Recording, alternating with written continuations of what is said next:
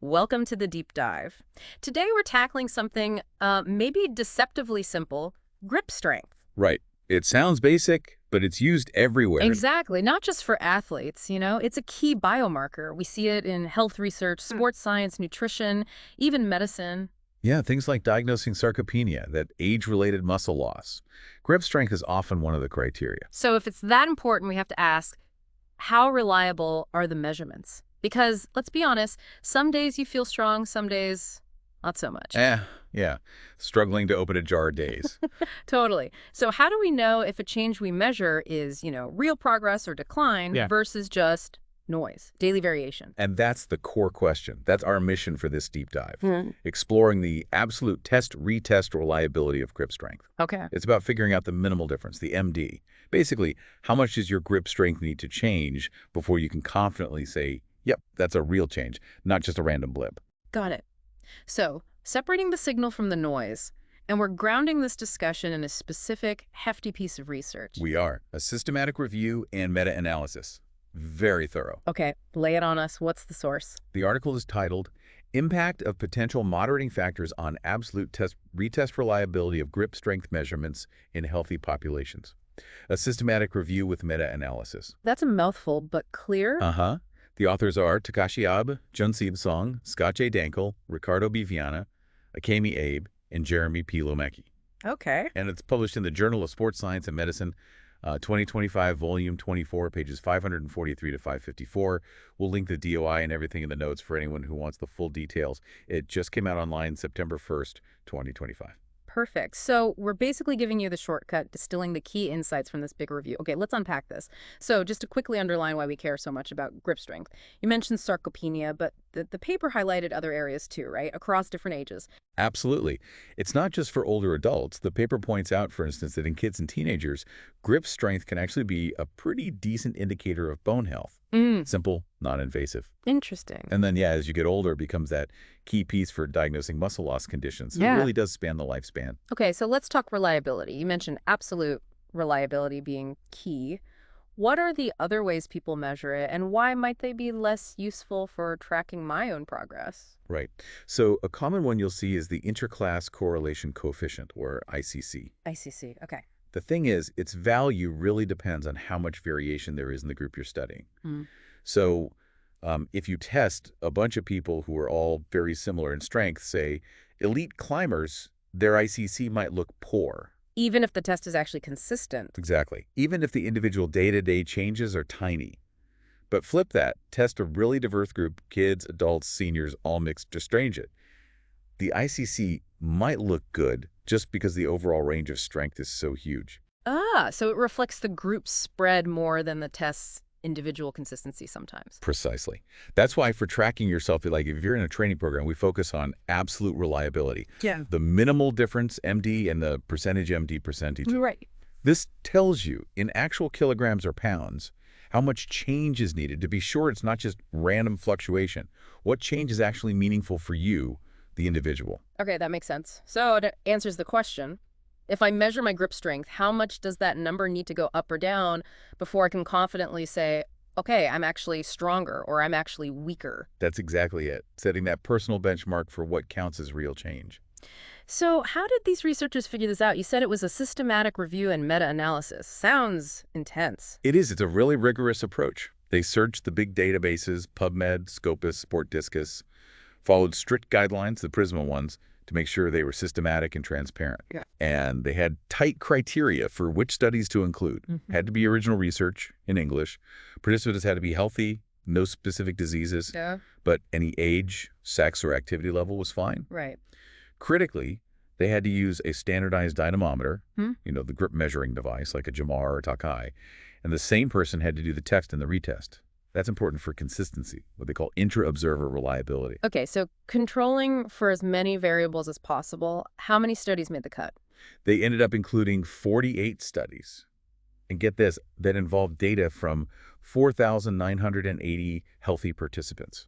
A huge data set. Wow, nearly 5,000 people. That's comprehensive. Definitely. So they looked at all this data and they were specifically investigating certain factors, right? Things we think might affect reliability, like does your age matter? or how long you wait between tests, the device you use. Exactly. Those are the key potential moderating factors they examine in the meta-analysis, the big questions. Then what did they find? This is the core of it, right? It really is. And honestly, the main finding is quite surprising. The meta-analysis concluded that none of those factors, not age, not the time between tests, not the specific hand grip device, served as significant moderators of the absolute reliability of the MD and %MD. Wait, hang on. None of them. Not even age. That feels counterintuitive. It does, doesn't it? Given how much strength itself changes with age. But statistically, in terms of how reliable the measurement itself is, age didn't pop out as a significant driver of that reliability. Huh. Okay. What about things they couldn't analyze in the same way? Were there factors left out? Good point. Yes, they initially wanted to look at sex and sports experience too. Right. But they had to exclude those from the main meta-analysis because there just weren't enough studies that reported the data separately in a way that allowed for a robust comparison. So the impact of those factors remains kind of an open question. Okay, so age, test interval, and device didn't significantly moderate reliability overall. Let's dig into each of those. Age first. Even if it wasn't a moderator, did they see differences in the typical minimal difference needed for different age groups? Yes, absolutely. And this is a crucial practical point. Yeah. While age didn't moderate the statistical reliability, the actual amount of change needed to be considered real, the MD varied quite a bit. Okay, like how? Well, for example, for young kids under 7, the average MD was about 1.9 kilograms, which was like 25% of their average grip strength. Okay, quite a high percentage. Right. Then for kids 7-10, it was about 2.5 kilograms, around 14%. Adolescents, about 4.2 kilograms, 17%. Young adults, 18-35, around 4.0 kilograms, roughly 12%. And older adults, over 60, it was 4.7 kilograms, nearly 17%. And they noted that generally for middle-aged and older adults combined, you're looking at an MD of roughly 5 to 6 kilograms. So the takeaway for you listening is, even though age doesn't mess with the test's reliability fundamentally, the target for a meaningful change is different depending on how old you are. Exactly. A 5 or 6 kilo change is the benchmark for an adult. But for a young child, a much smaller change is already significant relative to their strength. It helps you contextualize your own numbers. That's super useful. Okay. Okay, what about the time between tests? Did it matter if you tested yourself again the next day versus, say, a week or a month later? So most studies they included, like 85% of them, used pretty short intervals, 2 weeks or less. 7 days was the most common. Okay. And because most studies use these short intervals, that might be why the interval overall didn't show up as a significant moderator in the big meta-analysis. Ah, the data was skewed towards shorter times. Possibly. But they did highlight some individual studies that hinted at longer intervals, potentially increasing the MD. Oh. Yeah, like one study saw the MD double when comparing 9 weeks to 7 days. Another saw a bigger MD after a year compared to 24 hours. But then again, another study found pretty similar MDs even at 12 and 24 weeks.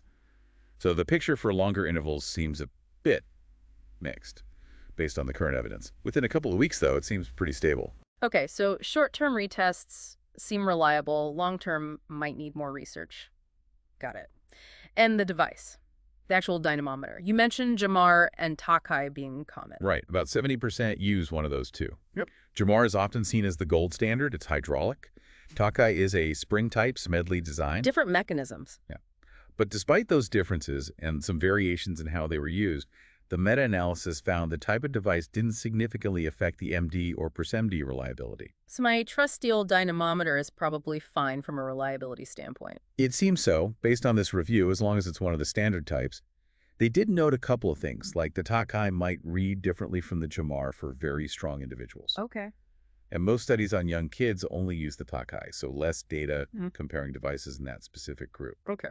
But overall, for reliability, the device wasn't a major factor. Fascinating. So age, short intervals, common devices, check, check, check, not major moderators of reliability itself. But you mentioned some things couldn't be fully analyzed. What are the big unanswered questions this study leaves us with? Right, the gaps. Sex is a big one. As I mentioned, it was excluded from the meta-analysis because not enough studies reported data separately for males and females. But did they see any hints in the studies that did report separately? They did. They observed the average MD was around 3.0 kilograms for boys versus 2.5 kilograms for girls, and for adults about 5.4 kilograms for men versus 3.9 kilograms for women. Okay, so different absolute numbers. Yes, but the percentage MD or %MD was broadly similar between sexes. So it raises the question, is sex a true moderator of reliability, Or do the different MD values just reflect the known average strength differences between males and females, especially in adulthood? We need more specific research comparing reliability directly. Makes sense. What else? Sports experience. Another area with limited data. The review stated clearly that no studies have directly compared MD and %MD between athletes and non-athletes. Really? None? None that met their criteria for direct comparison. There were studies on athletes, basketball players, wrestlers, etc., but not comparing their measurement reliability to non-athletes. So we don't know if being highly trained affects how consistently your grip strength can be measured day to day. Interesting gap. Anything else? One other point was methodological quality. They rated the quality of the included studies, and it varied quite a bit. The average score was 4.2 out of 7. So while the meta-analysis is powerful, the varying quality of the input studies is something to keep in mind. Right. Always important context. It really shows how even a huge review like this points towards new questions, doesn't it? Exactly. Good science often generates more questions. So let's try to sum up the main conclusions here. What's the big picture? Okay. The big picture from this deep dive, looking at nearly 5,000 healthy people, is that absolute test-retest reliability of grip strength, the MD and %MD, isn't significantly moderated by your age group, the testing interval, at least within about 2 weeks, or whether you use a Jamar or Takashi dynamometer. However, the actual amount of change needed to be considered real. The MD in kilograms does vary considerably between different age groups. You need to know the typical MD for your demographic to interpret your own changes meaningfully. That's incredibly useful information for anyone tracking their health, their fitness, or just, personal progress. It gives you a much clearer idea of what a real change looks like for you. But it also leaves you thinking, if age, interval, and device aren't the big drivers of reliability variation, what else could be influencing those little day-to-day fluctuations we all experience that the study acknowledges are there? That's the next layer, isn't it? Factors maybe like time of day, prior activity, hydration, motivation, things not captured in this specific analysis of moderators. Lots to still explore. Definitely. And for anyone who wants to dig into all the specifics, the individual study data, the stats, the quality assessments, we really do encourage you to check out the full article by Ave and colleagues. Yeah, it's in the Journal of Sports Science and Medicine, volume 24. We'll have the full citation and DOI in the show notes. It's a very comprehensive piece of work. Absolutely. Well, if you found this deep dive valuable and want more explorations like this, make sure you follow the channel, turn on your notifications. We'll be back soon digging into another fascinating topic.